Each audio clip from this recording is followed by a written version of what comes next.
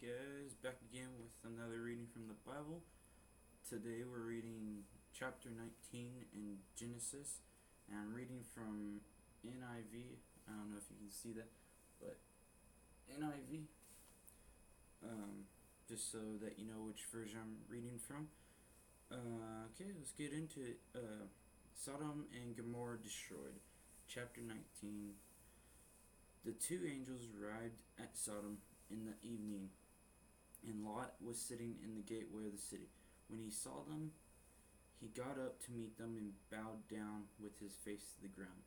"My lords," he said, "please turn aside to your servant's house. You can wash your feet and spend the night, and then go on your way early in the morning."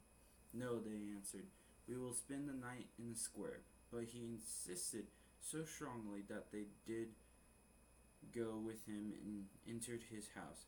He prepared a meal for them, baking bread without yeast, and they ate. Before they had gone to bed, all the men from every part of the city of Sodom, both young and old, surrounded the house. They called to Lot, "Where are the men who came to you tonight? Bring them out to us so that we can have sex with them."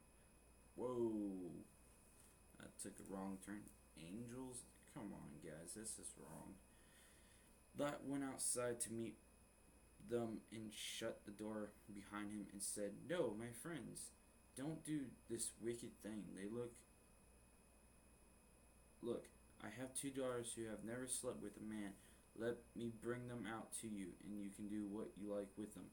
But don't do anything to these men, for they have come under the protection of my roof."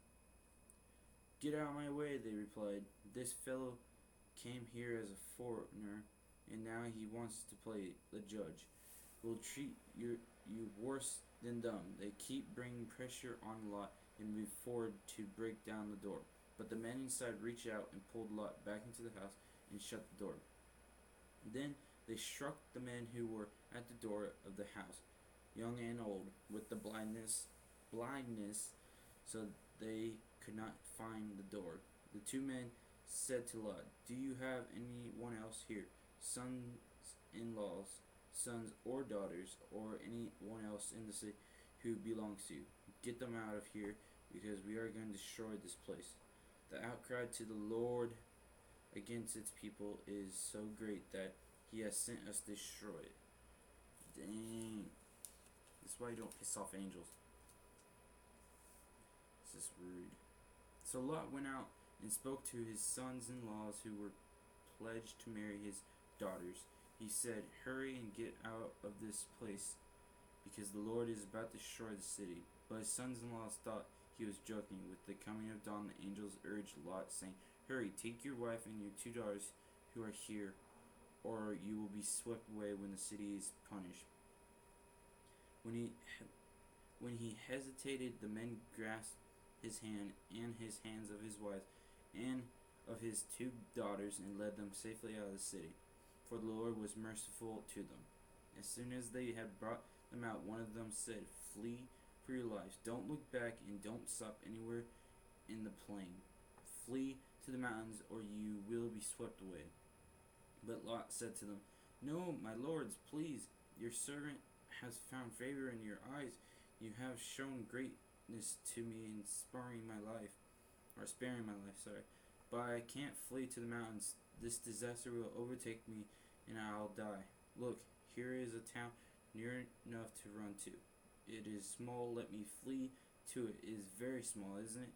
Then my life will be spared." He said to them, "Very well, I will grant this request too. I will not overthrow the town you speak of, but flee there quickly, because I cannot do anything until you reach it." This is why the town was called Zor. By the time Lot reached Zor, the sun had risen over the land. Then the Lord rained down burning sulfur on Sodom and Gomorrah. From the land out of the heavens, thrust he overthrew cities in the Tyrian plain, destroying all those who living in the cities, and also vegetation in the land. But Lot's wife looked bad, and she became a pillar of salt. Dang. God said, and the angel said, "Don't look back." And what you do, you look back and you turn to a pillar. It's like, man, that's kind of early the next morning. Abraham got up and returned to the place where he had stood before the Lord. He looked down to the towards Sodom and Gomorrah, toward all the land of the plain, and he saw dense smoke rising from the land, like smoke from a furnace. So when God destroyed the cities of the plain, he remembered Abraham, and he brought Lot out of the Kashraf,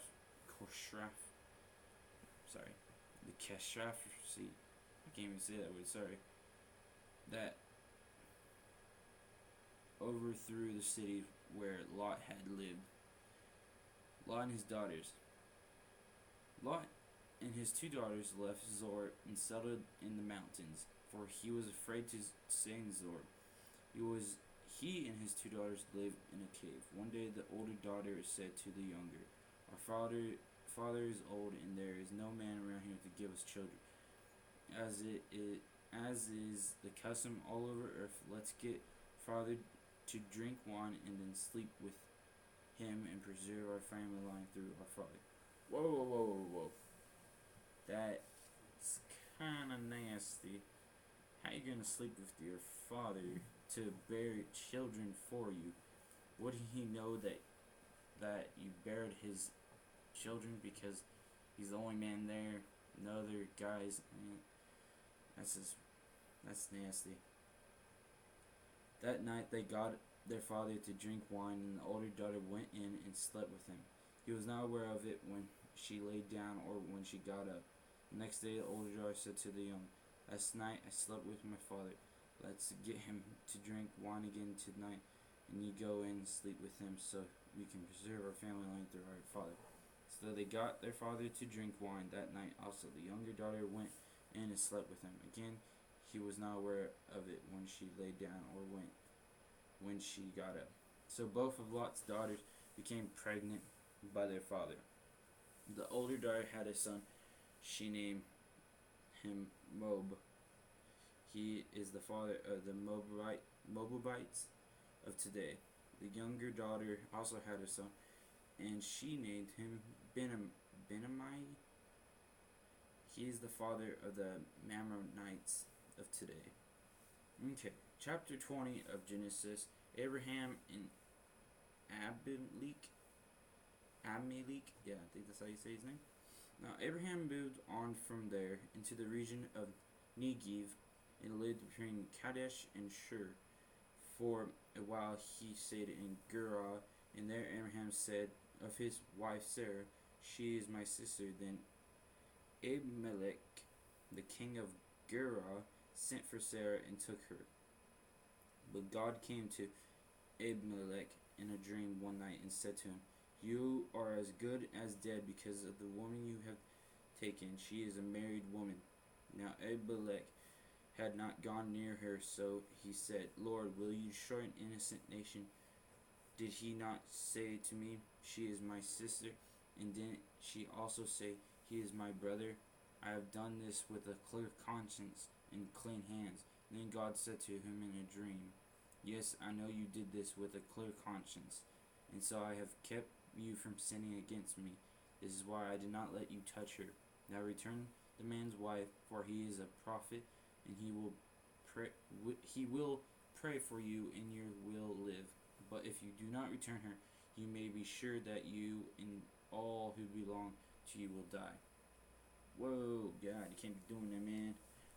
Just by taking brother, or supposedly Abraham's wife, but supposedly, she's supposed to be his sister.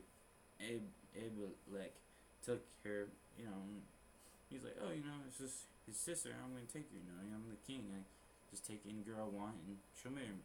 And then God comes in the dream, he's like, "Dude, you can't be taking her, man, she's already married to someone else." He's like, "What? How is that true?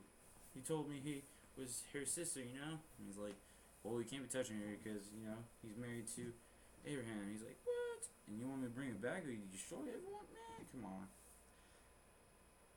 Early the next morning, Abimelech summoned all his officials, and when he told them all that had happened, they were very much afraid. Then Abimelech called Abraham and said, "What have you done to us? How have I wronged you that you have brought such great guilt upon me and my kingdom? You have done things to me that should never be done."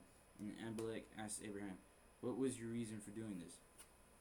Abraham replied, "I said to myself, there is surely no fear of God in this place, and they will kill me because of my wife. Besides, she really is my sister and daughter of my father, though not of my mother, and she became my wife. And when God had me wander from my father's household, I said to her, this is how you can show your love to me. Everywhere we go, say of me, he is my brother." Then Abimelech brought sheep and cattle and male and female slaves and gave them to Abraham. And he returned Sarah his wife to him.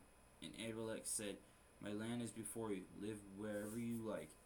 To Sarah he said, "I am giving you your brother 1,000 shekels of silver.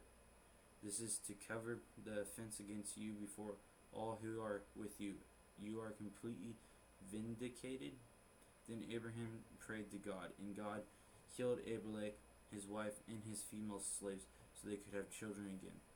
For the Lord had kept all the women in Abimelech's household from conceiving because of his wife Sarah. Dang, that's messed up. Can't even conceive any more children because God's like, no, you can't be touching her, so I'm just gonna curse your whole kingdom of women and your female slaves. They can't even conceive. That's some powerful stuff right there. Oh, next time or my next video, I will be going over the birth of Isaac in Genesis chapter 21. Please subscribe to my channel, and thank you for watching.